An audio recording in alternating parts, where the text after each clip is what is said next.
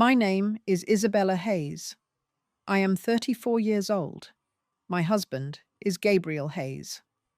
We lived in an exclusive waterfront neighborhood in Sarasota, Florida, behind gates that were supposed to keep complications out. Have you ever come home early and found the first piece of evidence sitting on your own printer? Your perspective might help someone else recognize the moment the story actually began. I walked into the home office that Tuesday because a client call had been cancelled. The printer tray held a short stack of pages still warm from the machine. The top sheet was an email from Victoria Lang, my husband's co-worker. The subject line read, "Updated medical summary for claim processing." I lifted it without thinking twice. The body listed a chronic condition I had never been diagnosed with. Dates were changed. Symptoms were added that I had never reported. In the margin, my husband had written in his neat block print, "This version should clear underwriting without follow-up questions." Below that was a projected payout figure written in the same hand. I placed the page on the kitchen counter and waited. When my husband came through the door 40 minutes later, I did not raise my voice. I simply pointed to the paper. He looked at it for 3 full seconds before he spoke. "Isabella, that is not what it looks like." I kept my tone flat. "Then explain what it is." He said Victoria was assisting with a large insurance-backed investment vehicle. The medical summary was a draft for the application. He said it was for our future, for Lily's education, for the kind of security he wanted to give us. He said I had a habit of assuming the worst because of things that had happened in my life before we met. He said the draft was hypothetical, and that printing it had been an accident. I asked why the dates on the records did not match any appointment I had actually attended. He said the insurance company sometimes required sample language and that Victoria had experience with these forms from another file. He said I was turning a routine planning conversation into an accusation. I asked if he had ever altered any of my medical information without telling me. He sighed and said I was being controlling again. He reminded me that Lily needed stability and that constant suspicion was not the environment he wanted our daughter growing up in. He asked if we could drop it before she came home from school. I did not drop it. I told him I needed the evening to think. He said that was fine as long as I did not make a scene at dinner. I agreed. When Lily walked in an hour later, I smiled, asked about her day, and helped her set the table. My husband kissed the top of her head and told her everything was fine.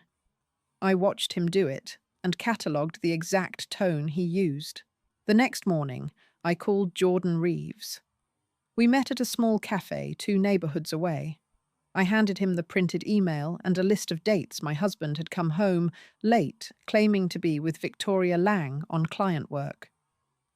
Jordan asked whether I wanted audio recordings or paper records first. I said paper. I wanted something I could hold before I decided what came next. That same afternoon, I kept a long scheduled appointment with Dr. Elena Vargas. She pulled up my chart on the screen and turned it slightly so I could see. "Isabella, there are entries from last month that describe symptoms you never mentioned to me. Did you see another physician I had not?" Dr. Elena Vargas printed the full history and gave me the pages. The language was clinical and precise. Someone had added a diagnosis and a timeline that did not belong to me. I thanked her and left. That night, after Lily was asleep, I sat at the kitchen table with the email and the medical printout side by side. The alterations were not sloppy. They were deliberate and consistent. My husband came home after 10. He said the meeting with Victoria had run long because they were finalizing the structure of the investment. I asked what the structure required from me. He said nothing, that it was already handled. He kissed my forehead and went to shower. I did not sleep. I lay in the dark and listed every recent conversation in which he had used Lily's name, or our future, as the reason I should stop asking questions. 2 mornings later, an email from Victoria Lang arrived in my inbox. It had been forwarded from my husband's account with no additional message. The attachment was a spreadsheet. The first column listed projected insurance payout amounts. The second column listed wire instructions to a Delaware LLC. The note at the bottom read, "Once the claim clears, we move the funds before any audit flags appear." I forwarded the message to Jordan Reeves without a single line of text. He answered in under 20 minutes. "We should meet again tomorrow. Bring the medical pages too." I told my husband I had a work dinner. He said that worked out because he and Victoria had another planning session. He asked if I could pick up Lily from school. I said yes. Before he left, he told me I looked tired and that I should try to relax. I thanked him for the concern. The following morning, Jordan Reeves spread the documents across the cafe table. He had already confirmed that the LLC existed and that my husband's name appeared on 3 recent transfers. He asked what I wanted to do next. I said I wanted the complete picture before I spoke to anyone else. He nodded and said most people either moved too fast and lost leverage or waited too long and lost everything. I told him I was not most people. That evening, I made dinner for Lily and me. She asked where my husband was. I said work. She accepted the answer the way children accept the explanations they are given. After she went to bed, I opened a fresh notebook and wrote the date at the top of the first page. I had begun keeping records again. Not because I wanted to catch anyone in a lie, because I needed to remember the exact sequence of explanations and the exact moments I had chosen not to react. The small violations had stopped feeling small. They had become a pattern I could no longer ignore. The morning after I wrote the date in the new notebook, I met Jordan Reeves again at the same cafe. He had run the LLC registration and the wire transfers through additional databases. My husband's name and Victoria Lang's name both appeared as officers. The stated purpose of the company was insurance claim management and structured settlements. Jordan slid a single printed page across the table. It showed 3 transfers totaling just under $200,000 moving out of accounts I had believed were joint and into the Delaware entity over the previous 6 weeks. I asked what the transfers required from me. Jordan said nothing yet. He said the pattern suggested someone was positioning assets before a larger claim processed. He asked if I had signed any new financial documents recently. I had not. He told me to keep every piece of paper that crossed the kitchen counter and to note the exact time and wording of every explanation my husband offered. I said I already was. That afternoon, Dr. Elena Vargas called me directly. She had reviewed the full digital audit trail of my chart. 2 entries from the previous month had been added after the fact by someone with access credentials that did not belong to her office. She said she had already flagged the discrepancy with the practice administrator and with the insurance carrier. She asked whether I wanted her to send the corrected record to anyone else. I told her I would let her know after I spoke with a lawyer. She said she would keep a copy on file and that I should come back in person if anything felt off. I thanked her and ended the call. That evening, my husband came home carrying a folder. He set it on the counter and said we needed to update the beneficiary designations on the life insurance and disability policies. He said Victoria had prepared the forms and that signing them tonight would lock in the higher payout structure before rates changed. He said it was the responsible thing to do for Lily. I asked to see the forms. He opened the folder. The first page listed a new primary beneficiary I had never heard of, an LLC, with the same Delaware address that appeared in Jordan's printout. I closed the folder without touching it. I told him I would not sign anything until I understood where the money would actually go. He leaned against the counter and used the voice he reserved for when Lily could overhear. He said I was letting old fears ruin what we had built. He said Victoria was only trying to help, and that my refusal to trust her was starting to affect the deal. He asked if I wanted to explain to our daughter why her college fund suddenly looked smaller, because her mother could not stop seeing problems that did not exist. I kept my hands flat on the counter. I said I would review the forms with someone who understood the structure. He asked who. I said that was not his concern tonight. He stared at me for a long moment, then picked up the folder and left the room. I heard the Home Office door close. I stayed at the counter until the numbers on the clock changed twice. Later, I called my best friend, Chloe Bennett. We had not spoken in almost 2 months. She answered on the second ring and asked if everything was all right. I told her I needed to talk through something without being talked out of it. She said she could listen. I gave her the shortest version I could manage, altered medical records, an LLC I had never agreed to, and repeated late nights justified as client work with one specific co-worker. Chloe was quiet for several seconds. Then she asked what I was going to do. I said I was going to keep documenting until I had enough that no one could call it paranoia.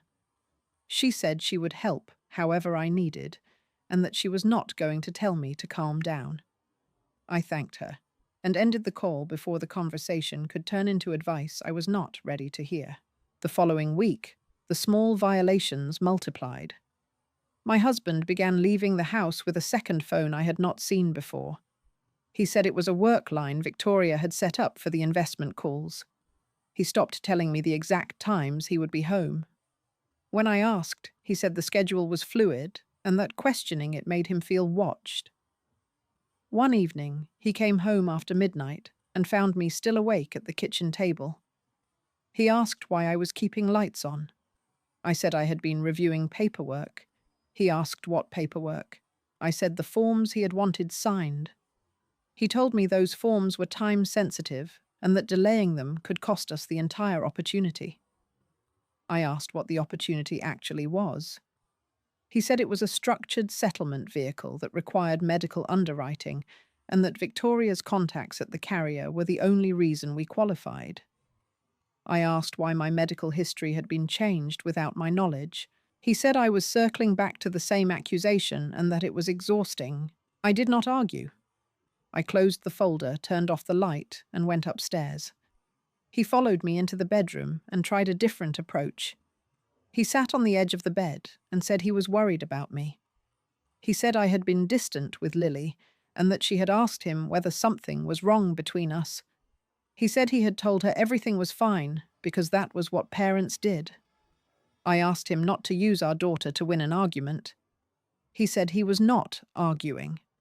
He was trying to protect our family from unnecessary stress. I told him I was protecting the same family by refusing to sign documents I did not understand. He stood up, walked to the closet, and began changing for bed without answering.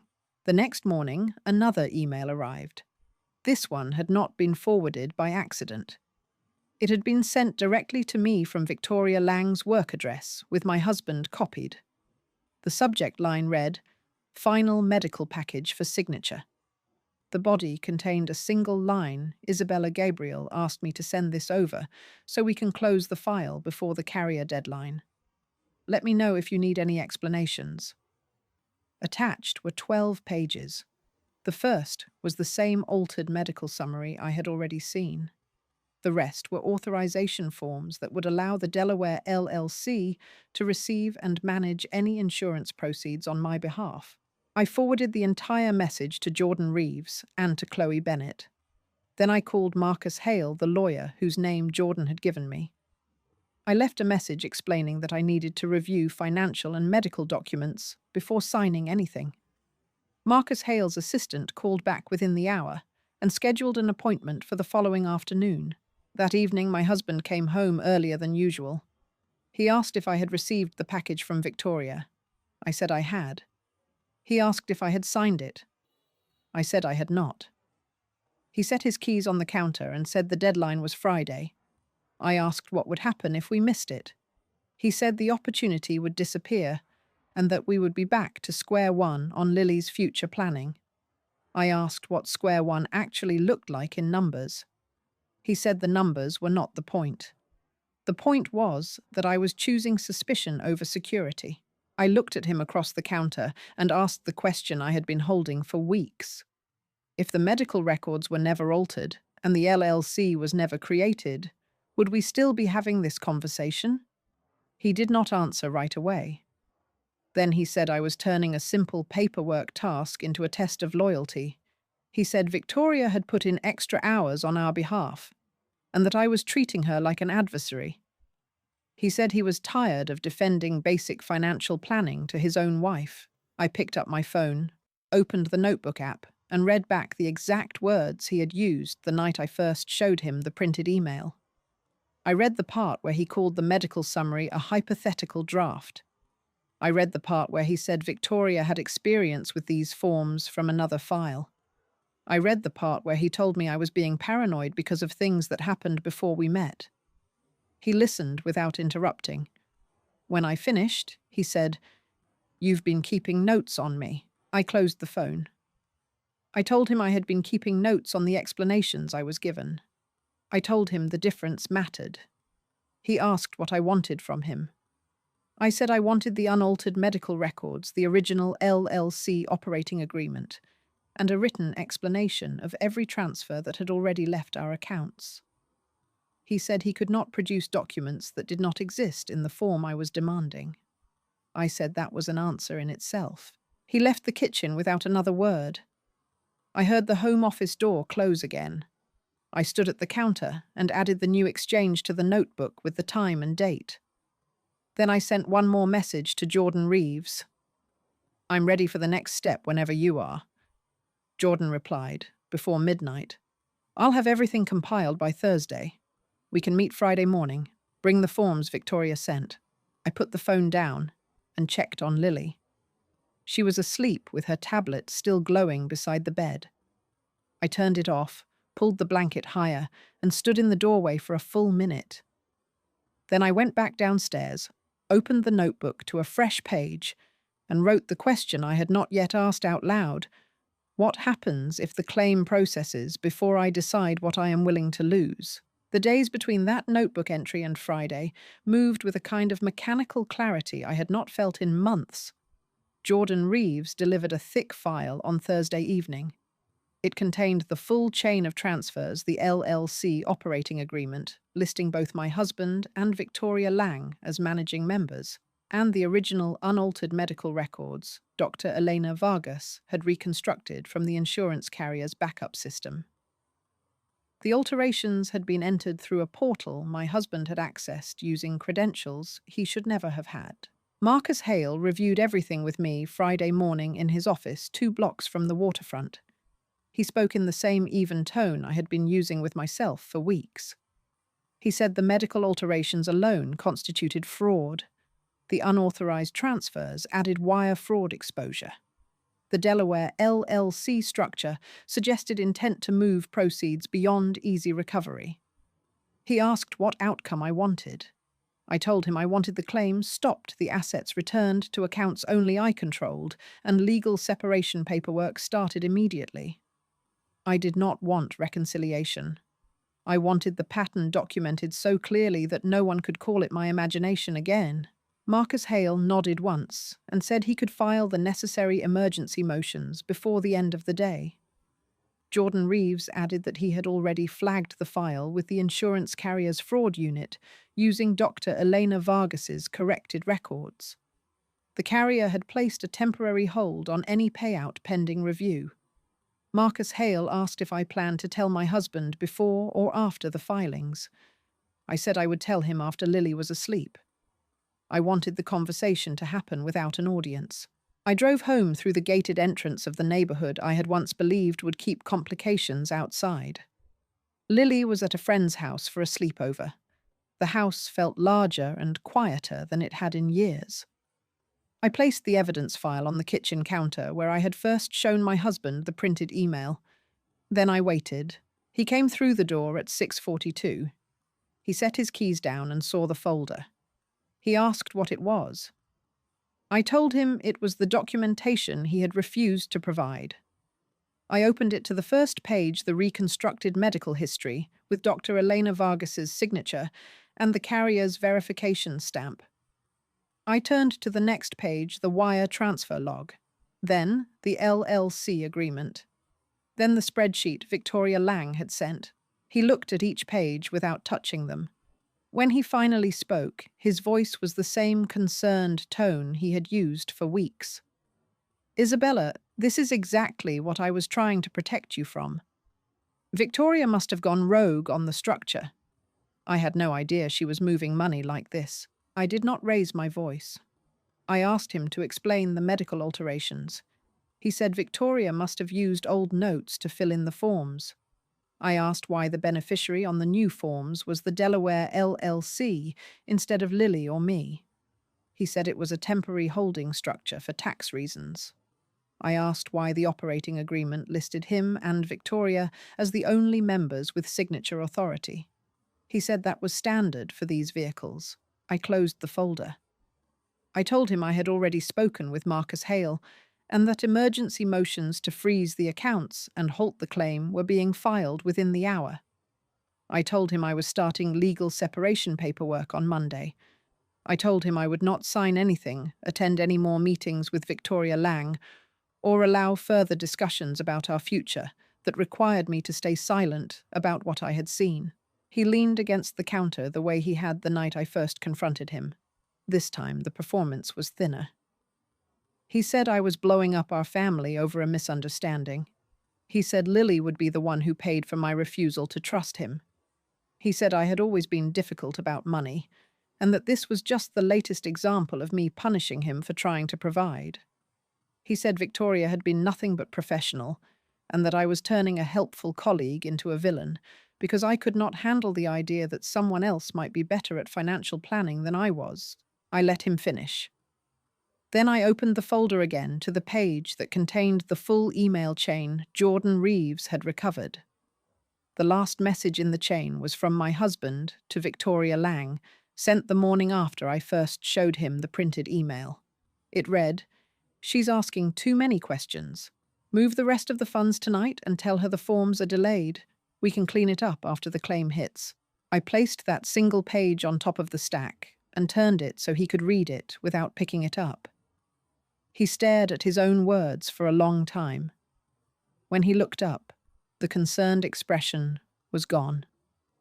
What remained was flat and cold. "You went through my email," he said. I told him I had not. I told him the messages had been recovered through legal channels after the carrier flagged the claim. I told him the insurance company and the fraud unit now had copies of everything. He pushed away from the counter. For the first time in months, he raised his voice. He said I had destroyed everything we built because I could not stop keeping score. He said I had turned our home into a surveillance operation and that Lily would grow up knowing her mother chose suspicion over family. He said he hoped I was happy with whatever lawyer I had hired to tear apart what was left. I waited until he stopped. Then I told him the only thing I had chosen was to stop signing documents I did not understand and to stop accepting explanations that changed every time I asked for proof. I told him I was not asking him to leave tonight. I told him I would stay in the house with Lily until the legal steps were complete, and that any further communication about her would go through Marcus Hale. I told him I would not attend holidays or family events with him present. I told him the gatherings we used to call normal were over. He stood there for another minute without speaking. Then he picked up his keys and walked out. The door closed with the same sound it always made.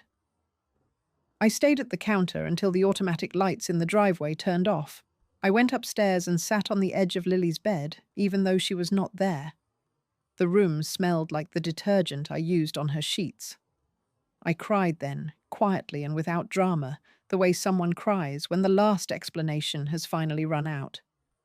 I cried for the months I had spent cataloguing instead of confronting, for the version of our future I had kept trying to believe in, and for the simple fact that I had been right when I most wanted to be wrong. When the tears stopped, I washed my face, changed into the clothes I slept in, and went back downstairs to the notebook. I wrote one line: "The promised future never existed."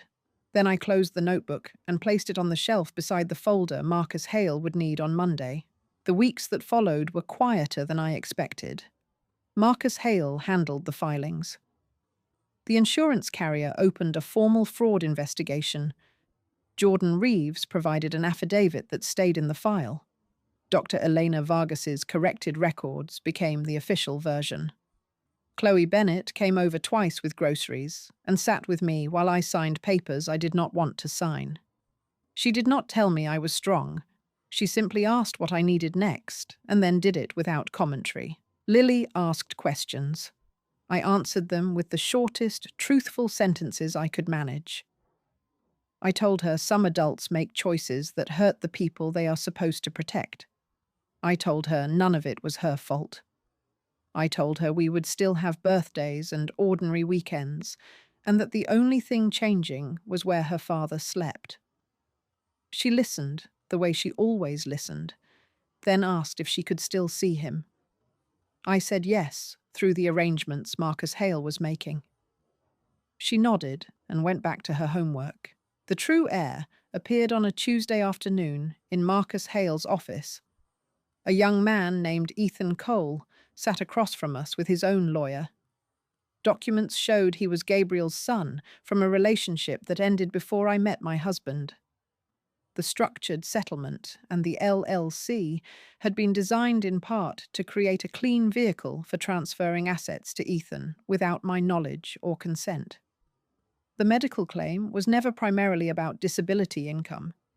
It was about moving a large sum into an entity Ethan could access once the paperwork cleared. The promised future I had been asked to protect had always included someone I had never met. I looked at the documents and felt nothing sharp. The pattern simply had one more piece. Marcus Hale handled the conversation. Ethan Cole's lawyer offered a settlement that returned the transferred funds to accounts controlled by me and Lily. I accepted. Ethan Cole left without looking at me. I did not blame him.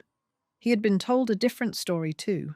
3 months later, I stood in the same kitchen and signed the final separation agreement. The house remained in both names for now, but I had sole use until Lily finished the school year.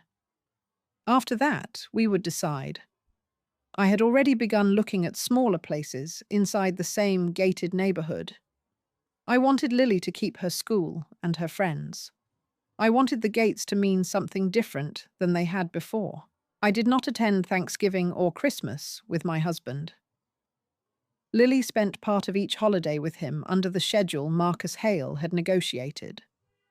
I spent the rest of those days with Chloe Bennett and her family, or alone with Lily, watching movies we had seen before. The absence of the old gatherings did not feel like loss. It felt like the removal of a weight I had been carrying without noticing its size. On an ordinary Tuesday in early spring, I took Lily to the waterfront park near the house.